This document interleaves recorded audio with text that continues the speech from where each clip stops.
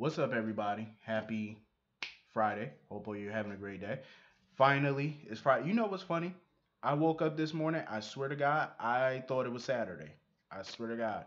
I woke up. It felt like Saturday. I looked at my phone, seen what day it was. I said, well, I'll be damned. I swear it just felt like a Saturday. Yesterday felt like a Friday. Today felt like a Saturday.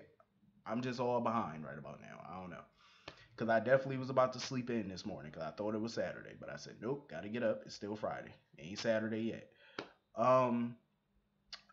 So anyway, getting into this episode, is it me or are the writers trying to chemistry test Maxie with all these different guys? I noticed that though. I think they started with Peter August. Then they started chem testing her with Michael, which I liked. I liked the chemistry between her and Michael.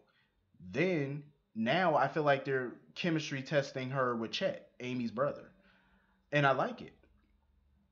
Even though I feel like because it's only been 3 months since Nathan's been gone, so I feel like it's way too soon for her to be moving on, and she's still pregnant. She should at least have that baby. I think within a year or something like that, by like 2019 or something, the end of 2019, that's when she should get back into the dating field. But her and Chet, I actually like them together. They don't look half bad together. I'm just saying they don't. I don't blame Maxie for not wanting to take anything from Heinrich, but I agree with her. Even though it might be considered blood money or whatever the case may be, but it's something for good. You know what I'm saying? You're turning a negative into a positive because that money is going to help a lot of people. So I can understand why she wouldn't want to take it because of the whole Faison aspect of it and the fact that her husband died because of Faison, because of Heinrich. So she didn't want to take the money. She didn't want the scholar, the fund in her husband's name. But she came around to it because she know that's what Nathan would want because Nathan was all about helping people. So I get it though. I would have been skeptical about taking that kind of money too, but it's gonna help people, so why not? You know, um, but yeah, I definitely like her with Chet. I'm just saying. The farther she is away from Peter, the happier I am. I've said it a million times and I will say it again. I am tired of looking at Peter August. Like, I don't know what it is. Why every time I'm doing a video, something pop up? Hold up. I'm always getting messages popping up.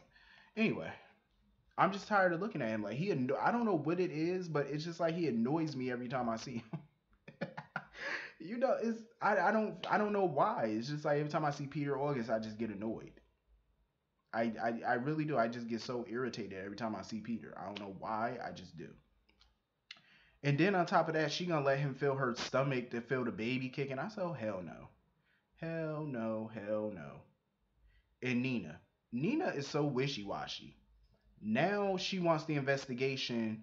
She wants Curtis to stop investigating Peter August. Why? Why? I hope Curtis ignores her and just do it on his own time. I hope he does. So according to Peter, he called Lisa or whatever, or Madeline or whoever to get the file on Nathan or whatever to get all that stuff. And Nina was calling Lisa to get confirmation that Peter called her. Um, and Valentine, he think by covering up his tracks, he thinks shit ain't gonna come out. So now he called in a favor, I guess, with some people to get Robert Scorpio on a plane to get him out of the way, so that way their secret can stay a secret. So when Robert left and got on the plane, he took a sip. Basically, he got drugged. So now Valentine undrugged Robert, and he probably gonna hold him captive somewhere. I am so sick of Valentine. Like he keep thinking that he's covering his tracks so well, but I'm like, you're really not, because eventually this secret is gonna come out. Robert might not be the one to bring the secret out, but somebody, you got way too many people investigating this for this secret to stay a secret. Way too many people. So the secret is gonna come out, and I think that's the reason Valentine is trying to tie up loose ends and stuff like that because he know if Peter get caught, he get caught, and he know it. Because the thing is, Peter is acting so nonchalant about everything. Like Peter is basically like, every time Valentine comes up to Peter and tells him new information that Nina tells him, Peter's so nonchalant about it. He's so cocky and arrogant, like, oh, nobody's gonna find nothing. we're good. Our secret is our secret. You dumbass. And that's the reason Valentine is taking these drastic steps to make sure shit don't hit the fan. And I don't blame him because this moron isn't taking anything seriously. But shit is about to hit the fan anyway. Cause like I said, you got too many people investigating this for it not to come out. It's gonna come out. You know what I'm saying? You can do whatever you want. That's like somebody telling one lie. You ever heard the saying, you tell one lie, you gotta tell 20 more to cover the first one you told? Well, that's what this is. They done told so many lies. Now they gotta keep the lie going, but eventually what's done in the dark gonna come to the light. And this shit is about to hit the fan and it's about to come to the light, whether they like it or not. So get ready. Cause Valentine, your ass is going down. And it's so funny because Valentine the other day told Nina that Robert Scorpio is a typical WSB agent. Really? Okay, I find that funny. So if he's so typical, why are you going through all these drastic measures to get rid of him? If he's so typical. Obviously, Valentine know Robert ain't nothing to fuck with. And he know it. That's why he did all of this to get rid of Robert. Drugging him, trying to get him out of town so the secret could stay a secret. Because he know Robert ain't typical. And he know Robert will take his ass down. Anna obviously her judgment is clouded, so she's not, she's sitting there giving Valentine all these passes, making up all these excuses. Anna, they are really disappointing me with the way they're writing Anna. They really are. Because I'm a big fan of Anna Devane. Like I'm a big fan of her character. And I'm like, why are y'all writing her like this? Just turning a blind eye to everything. You know what I'm saying? I get Heinrich is her son, and she wants to believe the good in him. She wants to believe that he's nothing like Faison and he's not dangerous. But you don't know because you didn't raise this kid. You know, you didn't raise him. Hell, you didn't even know what the sex of the baby even was. You didn't even know. You didn't raise this child, and you don't know how this child was brought up. And you want to believe the good. She just don't want to listen to anything nobody has to tell her. Like Robert kept telling her, he held Jason captive for 5 years. Here she go making excuses. Anna, do better. That's all I can say. Do better. Cause I don't like seeing her like that. Weak, not thinking logically, giving evil people a pass. Like, come on, really? This was never the Anna I seen before. She was pretty badass over the years. Um, Jocelyn could sit there and say that she's nothing like Carly all she want, but we all know Jocelyn is just like Carly, and Dante pointed that out. First of all, going behind your boyfriend's back to have his article published in the paper, that's a Carly move. That's definitely something Carly would do.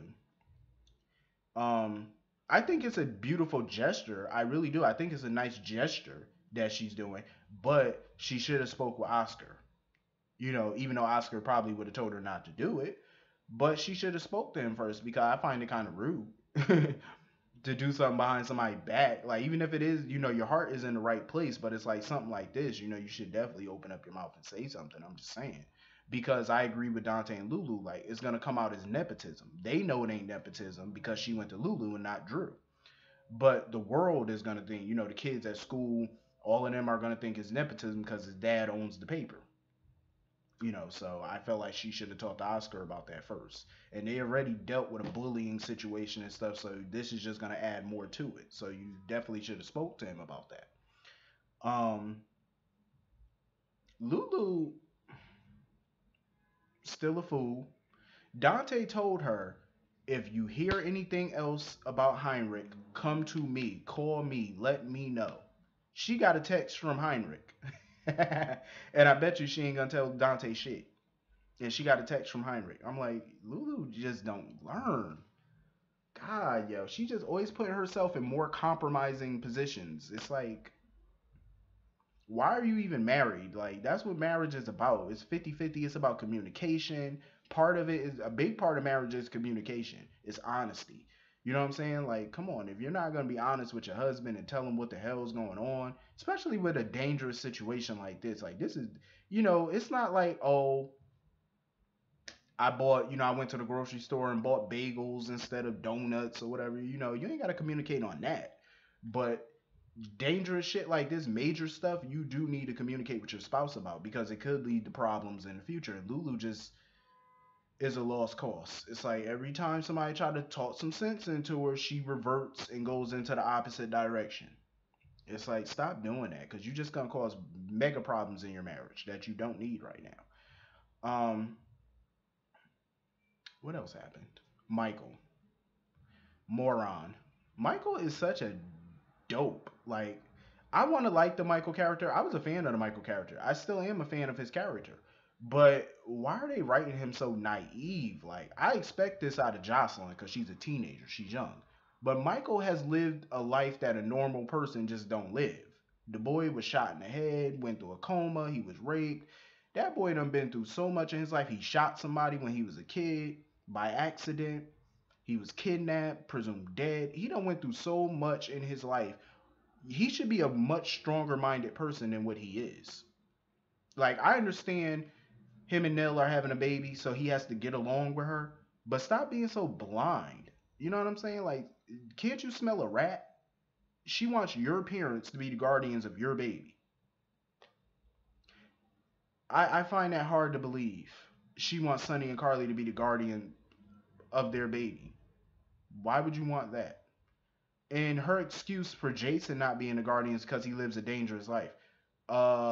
Sonny lives a dangerous life. He has guards all around his house. He's a mobster.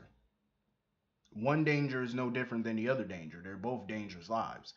Jason's a mob enforcer. Sonny's the mob boss. Both titles are pretty dangerous, if you ask me. So her excuse was lame, and I'm surprised Michael didn't question her on that. Michael just took what she said at face value like a moron. I feel so bad for this child. Like, stop being so dumb. I'm just saying. Carly, this is, and what pisses me off about Carly is she, she should have just played a little nice with Nell months ago, like I said. Keep your enemies, your friends close, your enemies closer. That's what she should have did months ago. And if she knows Nell is such a snake, why don't you think that she's setting you up?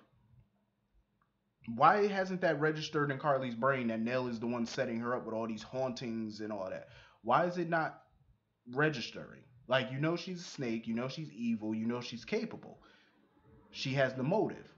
Why are you not thinking about it? I don't get it. It's so easy. Like a toddler can think of this shit. I just find it totally just deplorable. I'm like, think, people. Put on your thinking caps. And it shouldn't be like, how they be on Jeopardy and people be thinking of an answer. They be like, duh, na, na, na, na. That's what it's like when Carly and them, they gotta think. While they're thinking, you just hear that Jeopardy song. Duh, na, na, na, na. Think, woman. Damn. It don't take a damn rocket scientist to figure this shit out. You're being played, and the person playing you is the one smiling in your face. Michael want to sit there and tell them, "Oh, back off. Y'all need to be nice." He even told Dante and Lulu, "Y'all need to be nice to Nell." First of all, anybody gotta be nice to that hoe. They could be cordial. There's a difference between nice and cordial. They don't have to be nice to the bitch. Be cordial to the bitch. Don't be nice to her. I'm just saying, after all the hell that woman done caused, why would you be nice? Be cordial. If she say hello back and keep it pushing. That's as nice as I'm gonna be with somebody who try to fuck my family up. You know, that's as nice as I'm gonna be. And you're lucky that you get that. You would be lucky to get a hello from me. I'm just saying. But anyway, this was a pretty not it's not a bad episode. It's not a bad episode. If I forgot something, hit the comment section and let me know. But I will see all of y'all Monday. Have a great weekend. Have fun this weekend. Hopefully, it's hot as shit. Turn up. See y'all later. Peace.